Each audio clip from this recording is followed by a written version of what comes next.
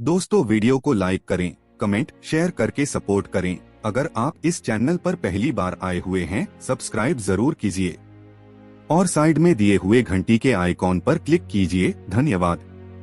चौथे दिन नियत समय पर नौजवान युवक तथा अन्य मित्रगण सिंदबाद के घर आए। सिंदबाद ने कहा, कुछ दिन आराम से रहने के बाद मैं पिछले कष्ट और दुख भूल गया था और फिर यह सूझी कि और धन कमाया जाए तथा संसार की विचित्रताएं और देखी जाएं। मैंने चौथी यात्रा की तैयारी की और अपने देश की वे वस्तुएं जिनकी विदेशों में मांग है प्रचुर मात्रा में खरीदी। फिर मैं माल लेकर फारस की ओर चला।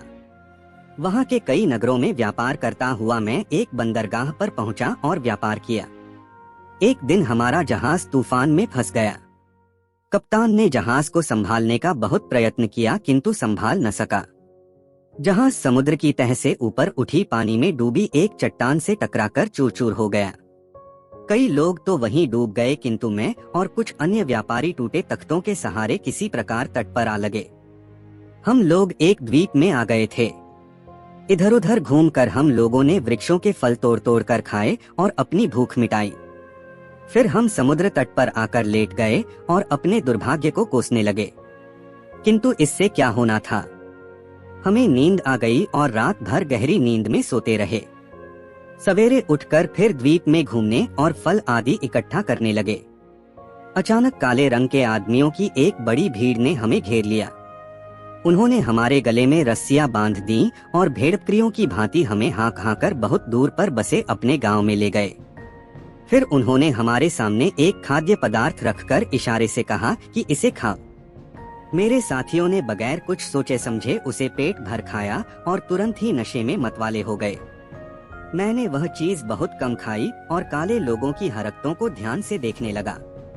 मेरे साथी तो कुछ न समझ सके, लेकिन मैंने समझ लिया कि इन लोगों की नीयत अच्छी नहीं है। फिर उन्होंने खाने के लिए हमें नारियल के तेल में पका हुआ चावल दिया। इस खाद्य से आदमी मोटे हो जाते हैं। मैं समझ गया कि काले लोगों का इरादा है कि हमें मोटा करें और फिर अपने कबीले की दावत करके हम लोगों का मांस पकाकर सब लोग खाएं। मेरे साथी तो नशे में खूब पेट भरकर खाते थे किंतु मैं बहुत थोड़ा खाता था ताकि मोटा न हो और नरभक्षियों का आहार न बनूं। मैं कम खाने और अपने प्राणों की चिंता में इतना दुबला हो गया कि बदन में हड्डी चमड़े के सिवाय कुछ न रहा। मैं दिन में उस द्वीप में घूमा फिरा करता था। एक दिन मैंने देखा कि गांव के सब लोग काम पर चले गए हैं। केवल एक बूढ़ा बैठा था। मैं अवसर पाकर भाग निकला। बूढ़े ने मुझे बहुतेरा चिल्ला चिल्लाकर बुलाया किंतु मैं न रुका। शाम को गांव में लोग आए तो मेरी खोज में निकले, किंतु तब तक मैं बहुत ही दूर निकल चुका था। मैं दिन भर भागता, रात में कहीं छुपकर सो जाता।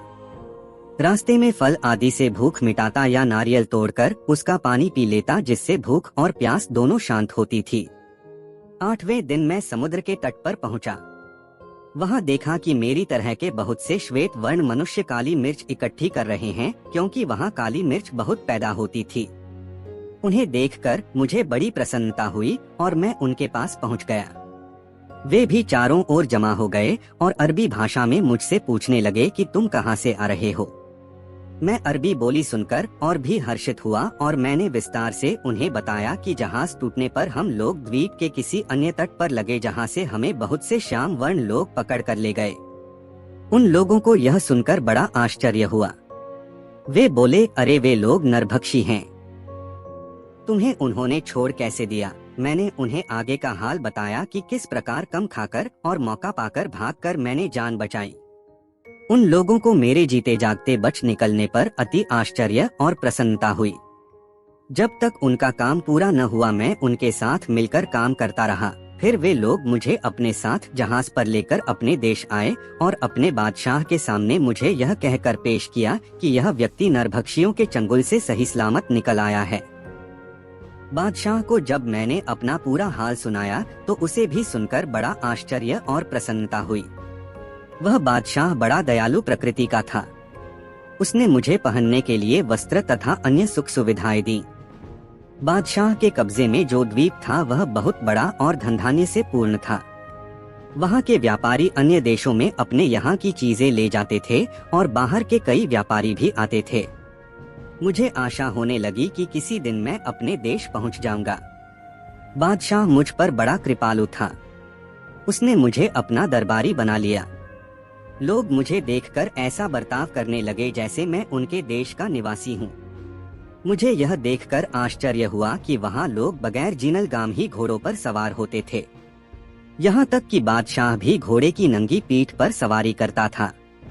मैंने एक दिन बादशाह से पूछा कि आप लोग जीनलगाम लगाकर घोड़े पर क्यों नहीं चढ़ते।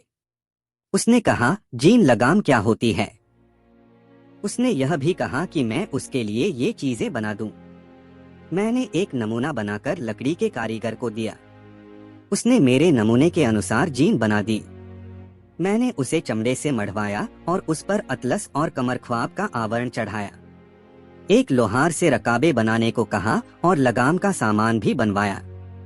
जब सारा सामान तैयार हो गया तो मैं उसे घोड़े पर सजाकर घोड़ा बादशाह के सामने ले गया। वह उस पर सवार हुआ तो उसे बहुत प्रसन्नता और संतोष हुआ। उसने मुझे बहुत इनाम इकराम दिया और पहले से भी अधिक मुझे मानने लगा। फिर मैंने बहुत सी जीनें और लगामें बनवाकर राज्य परिवार के सदस्यों, मंत्रियों आदि को दी। उन्होंने उनके बदले हजारों रुपए तथा अन्य बहुमूल्य वस्तुएं मुझे प्रदान की।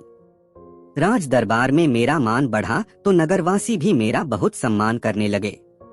एक दिन बादशाह ने मेरे साथ एकांत बातचीत की। वह बोला, मैं तुमसे बहुत प्रसन्न हूँ और तुम पर अधिकाधिक कृपा करना चाहता हूँ। मेरे दरबार के लोग और साधारण प्रजाजन भी तुम्हारी बुद्धिमत्ता के कारण तुम्हें बहुत मानते हैं। मैं चाहता हूँ कि तुम एक काम करो।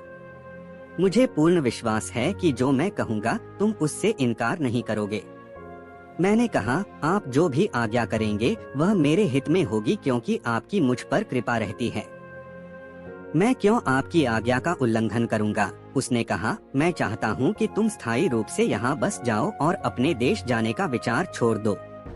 इसलिए मैं यहाँ की एक सुंदर और सुशील कन्या से तुम्हारा विवाह करना चाहता हूँ।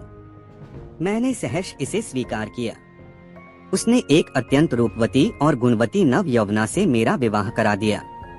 मैं उसे पाकर बगदाद में बसे अपने परिवार को भूल सा गया। कुछ दिनों बाद मेरे पड़ोसी की पत्नी बीमार हो गई और कुछ दिन बाद मर गई। पड़ोसी से मेरी अच्छी दोस्ती थी, इसलिए मातमपुरसी को उसके घर गया। वह आदमी अत्यंत शोक में डूबा था और उसके आंसू ही नहीं थमते थे। मैंने उसे समझाया कि वह धैर्य रखे, भगवान चाहेगा तो दूसरी शादी के बाद और अच्छा जीवन बीतेगा। उसने कहा, तुम कुछ नहीं जानते इसीलिए ऐसी तसल्ली दे रहे हो। मैं तो 2-4 घंटे का ही मेहमान हूँ। मैंने परेशान होकर उससे स्थिति स्पष्ट करने को कहा तो वह बोला, आज मुझे मृत पत्नी के साथ जीते जी दफन किया जाएगा। हमारे यहाँ बहुत पुराने जमाने से यह रस्म चली आ रही है कि पति मरता है तो पत्नी उसके साथ दफन कर दी जाती है और पत्नी मरती है तो पति को उसके साथ गाड़ दिया जाता है। अब मेरी जान बचने की कोई सूरत ही नहीं है। यहाँ के निवासी एकमत होकर इस रिवाज को स्वीकार करते हैं। कोई इसके विरुद्ध कुछ नहीं कर सकता। इस भयंकर रिवाज की बात सुनते ही मेरे होश उड़ गए। मैं उसी समय से अपने बारे में चिंता करने लगा, क्योंकि मेरा भी विवाह हो चुका था। थोड़ी देर में उसके सगे संबंधी एकत्र हो गए। उन्होंने कफन आदि का प्रबंध किया। उन्होंने औरत की लाश को नहला धुलाकर बहुमूल्य वस्त्र पहनाए और एक खुली अर्थी पर रखकर ले चले।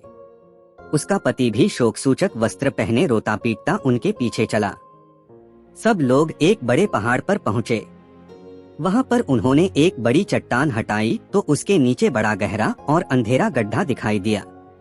सब लोगों ने रस्सी के द्वारा अर्थी को गड्ढे की तह तक उतार दिया।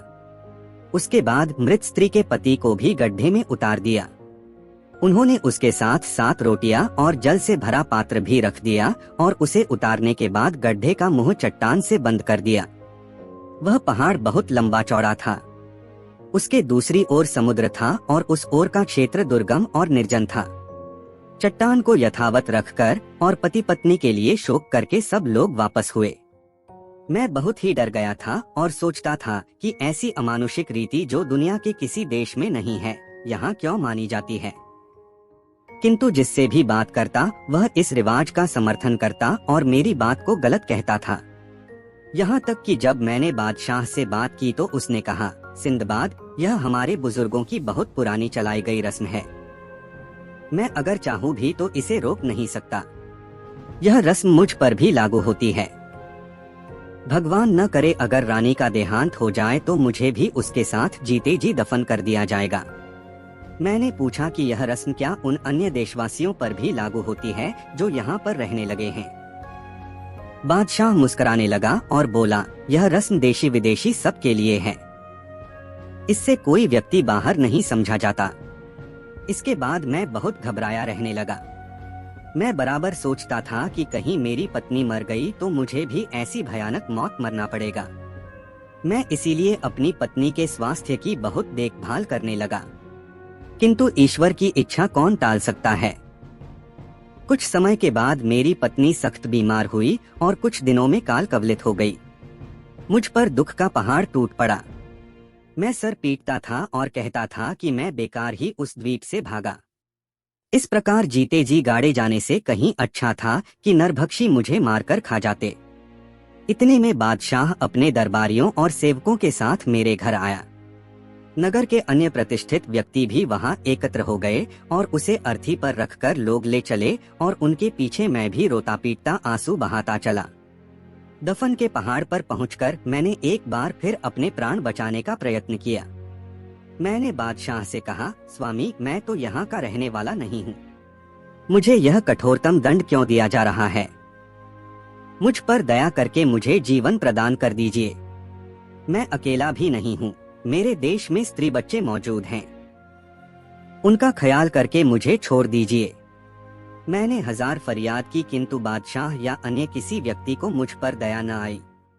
पहले मेरी पत्नी की अर्थी को गड्ढे में उतारा गया, फिर मुझे एक दूसरी अर्थी पर बिठाकर मेरे साथ रोटियां और पानी का घड़ा रखकर उतार दिया गया और गड्ढे पर चट्टान को वापस रख दिया गया। वह कंदरा लगभग 50 हाथ गहरी थी। उसमें उतरते ही वहां उठने वाली बदबू से, जो लाशों के सड़ने से पैदा हो रही थी, मेरा दिमाग फटने लगा। मैं अपनी अर्थी से उठकर दूर भागा। मैं चीख चीख कर रोने लगा और अपने भाग्य को कोसने लगा। मैं कहता था, भगवान जो करता है उसे अच्छा ही कहा जाता है। जाने मेरे इस दुर्भाग्य में क्या अच्छाई है। मैं 3 यात्रा के कष्टों और खतरों से भी चैतन्य नहीं हुआ और फिर मरने के लिए चौथी यात्रा पर चला आया। अब तो यहाँ से निकलने का कोई रास्ता ही नहीं है। इसी प्रकार मैं घंटों रोता रहा, किंतु सुख हो या दुख, मनुष्य को भूख तो सताती ही है। मैं नाक मुंह बंद करके अपनी अर्थी पर पहुंचा और थोड़ी रोटी खाकर पानी पिया। कुछ दिनों इस तरह जिया। रोटियां खत्म हो गईं तो सोचा कि अब तो भूखा मरना ही है। इतने में ऊपर उजाला हुआ। ऊपर की चट्टान खोलकर लोगों ने एक मृत पुरुष और उसके साथ उसकी विधवा को गड्ढे में उतार दिया। जब लोग चट्टान बंद कर चुके तो मैंने एक मुर्दे की पाव की हड्डी उठाई और चुपचाप पीछे से आकर स्त्री के सिर पर उसे इतनी जोर से मारा कि वह गश खाकर गिर पड़ी। मैंने लगातार चोटें करके उसे मार डाला और साथ रखी हुई रोटियां और पानी लेकर अपने कोने में चला गया। 2-4 दिन बाद एक आदमी को उसकी मृत पत्नी के साथ उतारा गया। मैंने पहले की तरह आदमी को खत्म करके उसकी रोटियां और पानी ले लिया। मेरे भाग्य से नगर में महामारी पड़ी और रोज 2-1 लाशें और उसके साथ जीवित व्यक्ति आने लगे, जिन्हें मारकर मैं उनकी रोटियां ले लेता। एक दिन मैंने वहां ऐसी आवाज सुनी जैसे कोई सांस ले रहा हो। वहां अंधेरा तो इतना रहता था कि दिन रात का पता नहीं चलता था। मैंने आवाज ही पर ध्यान दिया तो सांस के साथ पांवों की भी हल्की आहट आई। मैं उठा तो मालूम हुआ कि कोई चीज एक तरफ दौड़ रही है। मैं भी उसके पीछे दौड़ा। कुछ देर इसी प्रकार दौड़ने के बाद मुझे दूर एक तारे जैसी चमक दिखाई दी जो झिलमिलासी रही थी। मैंने उस तरफ दौड़ना आरंभ किया तो देखा कि एक इतना बड़ा छेद है जिसमें से मैं बाहर जा सकता हूँ। वास्तव में मैं पहाड़ के दूसरी ओर के ढाल पर निकल आया था। पहाड़ इतना ऊंचा था कि नगर निवासी जानते ही नहीं थे कि उधर क्या है। उस छेद में से होकर कोई जंतु मुर्दों को खाने के लिए अंदर आया करता था और उसी के सहारे मुझे बाहर निकलने का रास्ता मिला। मैं उस छेद से बाहर खुले आकाश के नीचे आ निकला और भगवान को उनकी अनुकंपा के लिए धन्यवाद दिया। मुझे अब अपने बच निकलने की आशा हो गई थी। अब मैंने कुछ सोचना आरंभ किया, क्योंकि अभी तक तो मुर्दों की दुर्गंध के कारण कुछ सोच नहीं पाता था।